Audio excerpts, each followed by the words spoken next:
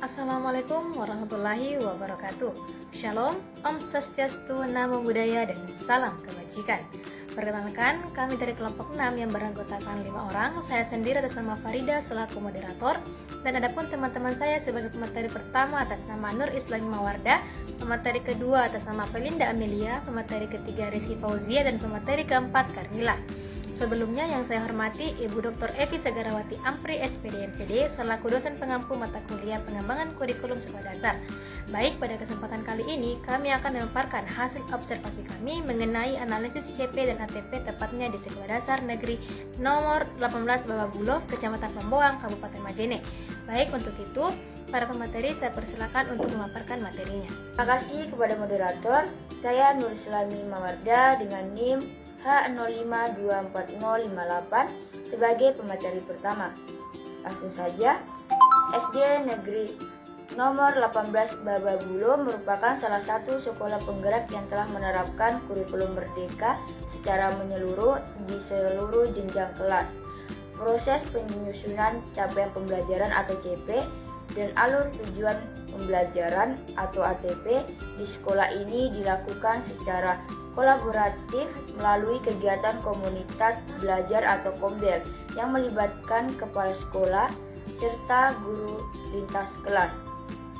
Dalam pelaksanaannya, guru melakukan asesmen diagnostik di awal pembelajaran untuk memahami kemampuan awal, gaya belajar, dan minat siswa sehingga tujuan pembelajaran dapat disesuaikan dengan kebutuhan peserta didik.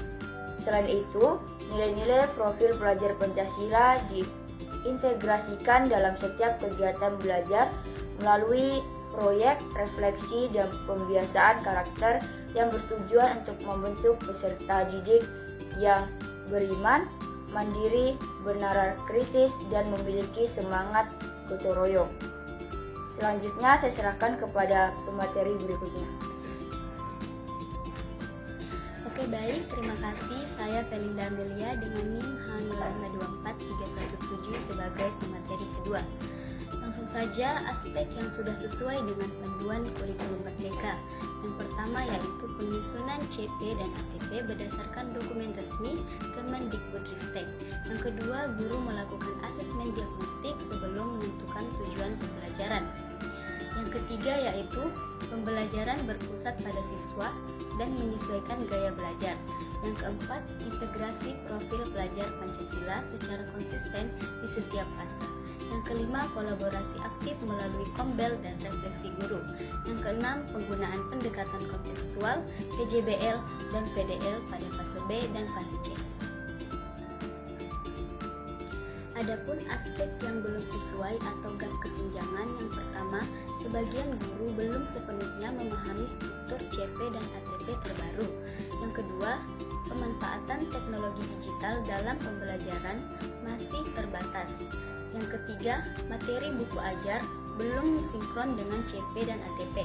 Yang keempat, waktu adaptasi terhadap perubahan kurikulum masih menjadi kendala.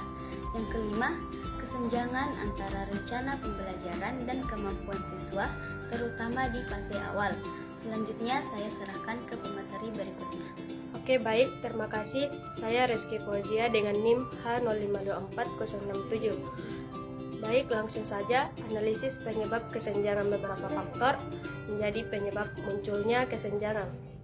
Dalam implementasi CP atau ATP di SD Negeri 18 Bababulo, salah satu adalah keterbatasan pelatihan intensif bagi guru terkait penyusunan CP dan ATP sehingga pemahaman terhadap struktur dan langkah penerapannya belum merata.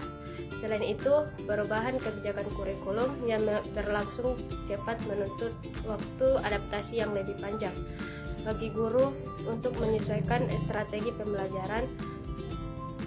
Keterbatasan fasilitas teknologi seperti ketersediaan proyektor dan jaringan internet juga menjadi kendala dalam mendukung pembelajaran berbasis digital.